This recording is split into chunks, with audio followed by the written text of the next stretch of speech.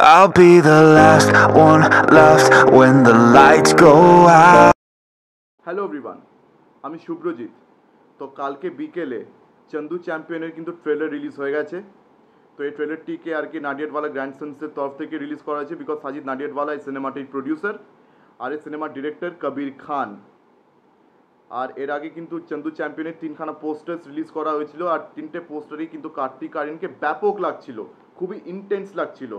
একটা পোস্টারে তো তাকে আর কি ওই কুস্তিগীরদের লঙ্গোট পরে তাকে দৌড়াতে দেখা গেছে, আরেকটা পোস্টারে তাকে আর্মি ম্যানের কস্টিউমে দেখা গেছিলো, আর আরেকটা পোস্টারে তাকে বক্সারের রোলে দেখা গেছে।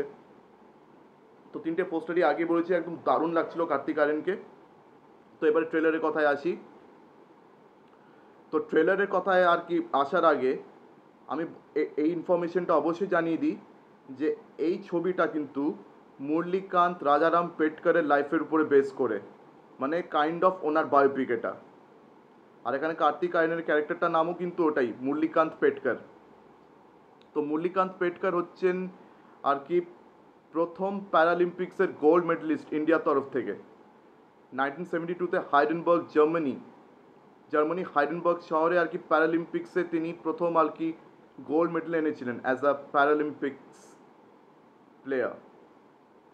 তো উনি সুইমিংয়ে গোল্ড মেডেল এনেছিলেন, আর ওনার সুইমিংয়ে 4খানা গোল্ড মেডেলস রয়েছে।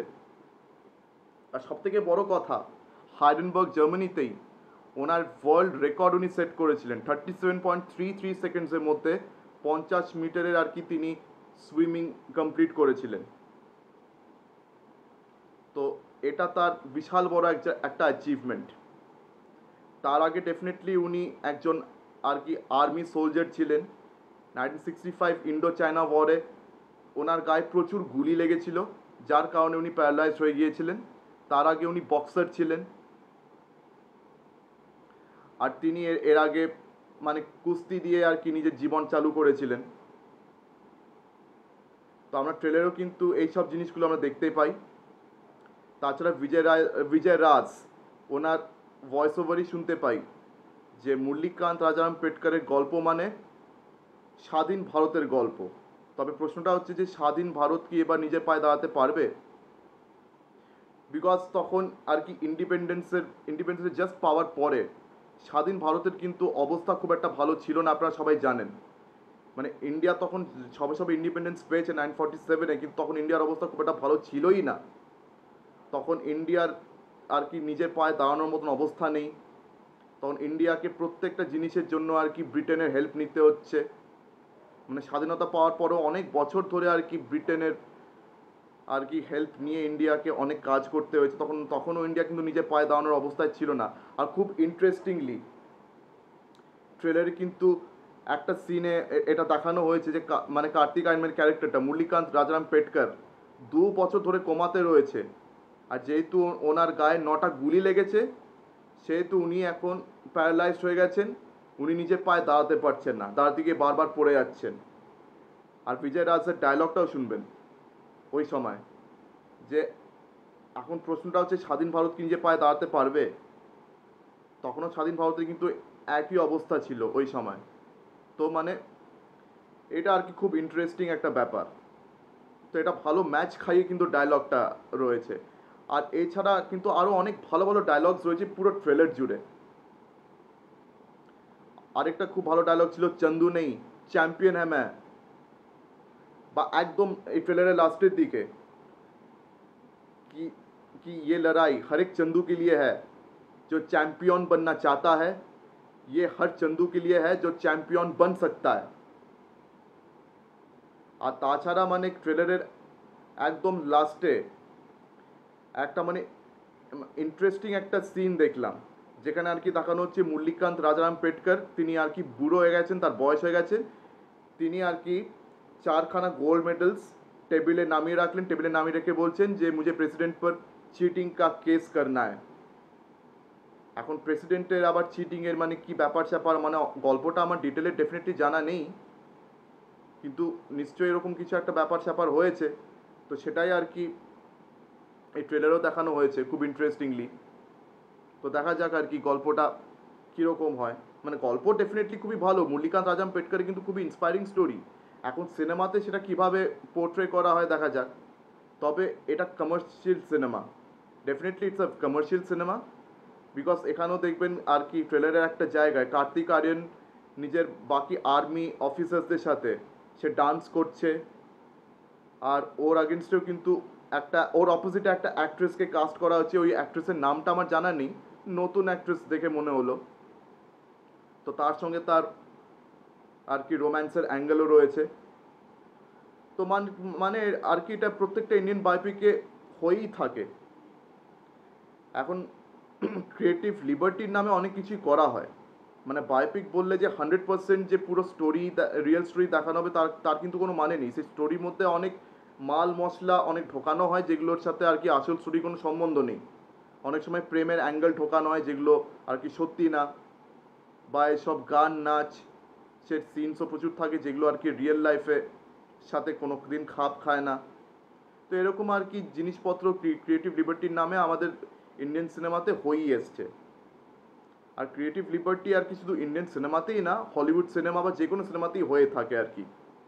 তো যাই হোক, এখানেও এরকম ব্যাপারটা রয়েছে। তবে হ্যাঁ, এই বায়োপিকটাও আবার সে টিপিক্যাল টেমপ্লেটেই তৈরি হচ্ছে, যেরকম টেমপ্লেটে আর কি প্রত্যেকটা ইন্ডিয়ান বায়োপিক্স তৈরি হয়ে এসছে। যে প্রথমে একটা ক্যারেক্টারের দেখানো হয়েছে রাইজ, তারপরে হঠাৎ করে সেই ক্যারেক্টারের লাইফে চলে এসছে ফল, আর ফলের পরে আবার সেই ক্যারেক্টারটা কাম ব্যাক করছে, আবার সে রাইজ করছে। তো এই টিপিক্যাল টেমপ্লেট কিন্তু এই সিনেমাতেও ফলো করা হবে। তো মানে কার্তিক আর্যনকে কিন্তু এই ট্রেলারে খুবই ইন্টেন্সিফাইং লেগেছে। মানে কার্তিক আর্যনের এটা সব থেকে চ্যালেঞ্জিং আর সব থেকে আলাদা ধরনের রোল। মানে এখানে আপনারা কিন্তু সোনু কি টিটু কি সুইটি বা প্যার কা পঞ্চনামার কার্তিক আর্যনকে দূর দূর অবধি দেখতেই পাবেন না। এখানে একটা আলাদা কার্তিক আর্যনকে আপনারা দেখতে পাবেন। সেই কার্তিক আর্যন কিন্তু এখানে বডি মাসেলস ফুলিয়েছে, মানে নিজে খেটে আর কি পুরো ফুলিয়েছে, বাল্ক আপ করেছে। কোনো সিজিআই ভিএফএক্স দিয়ে তৈরি করা কিন্তু বডি নয় এটা।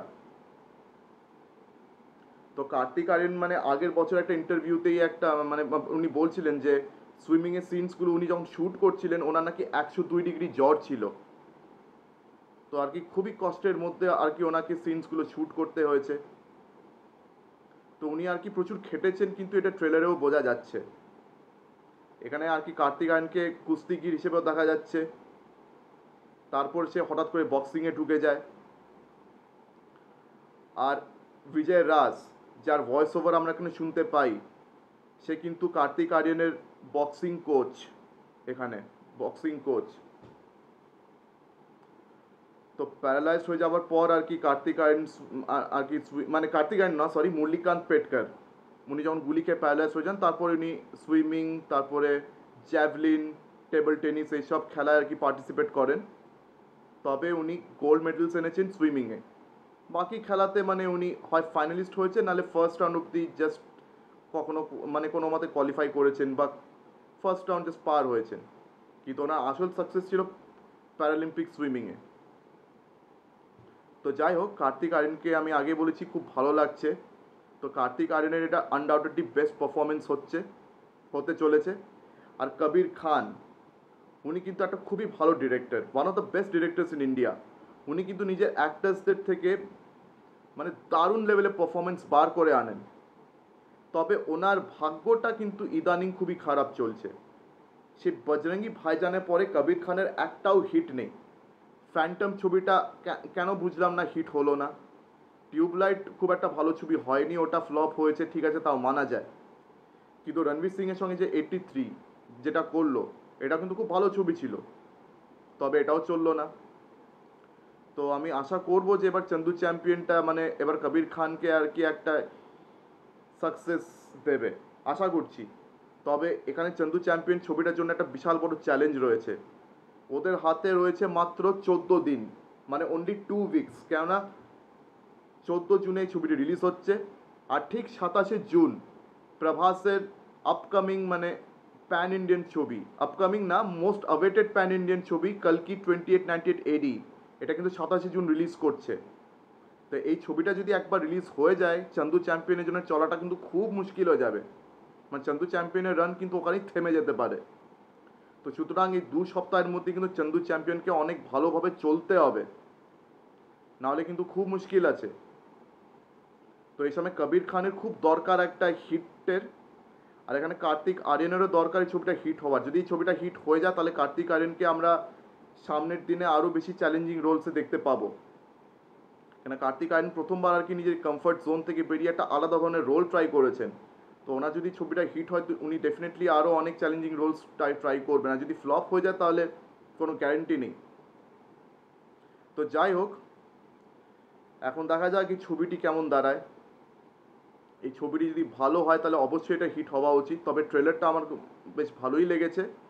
তবে হ্যাঁ, ইউজুয়াল যেরকম আমরা বায়োপিক্স দেখে এসেছি তার থেকে কিন্তু এটা খুব একটা আলাদা নয়।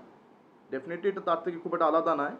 টিপিক্যাল টেমপ্লেট, টিপিক্যাল স্টাইল এখানে ফলো হয়েছে, যেরকম আর কি আমরা আর দুটো ইন্ডিয়ান বায়োপিক্সে দেখে এসেছি। তবে কার্তিক আরিয়ানের এটা সব থেকে আর কি চ্যালেঞ্জিং রোল, এটা নিয়ে কোনো ডাউট নেই। আর কবির খানের উপরে আমার খুবই ভরসা আছে। তবে হ্যাঁ, লেটস সি এবার বক্স অফিসে কীরকম দাঁড়ায় আর এটা ছবিটা পারফর্ম কীরকম করে। তো আমার ভিডিওটি যদি আপনাদের সবার ভালো লেগে থাকে তাহলে অবশ্যই লাইক করুন, বেশি বেশি করে শেয়ার করে দেবেন, আর আমার চ্যানেলটি অবশ্যই সাবস্ক্রাইব করে দেবেন। তো আজকের দিনের মতন টাটা, চোখ রাখুন পরবর্তী ভিডিওতে। ধন্যবাদ।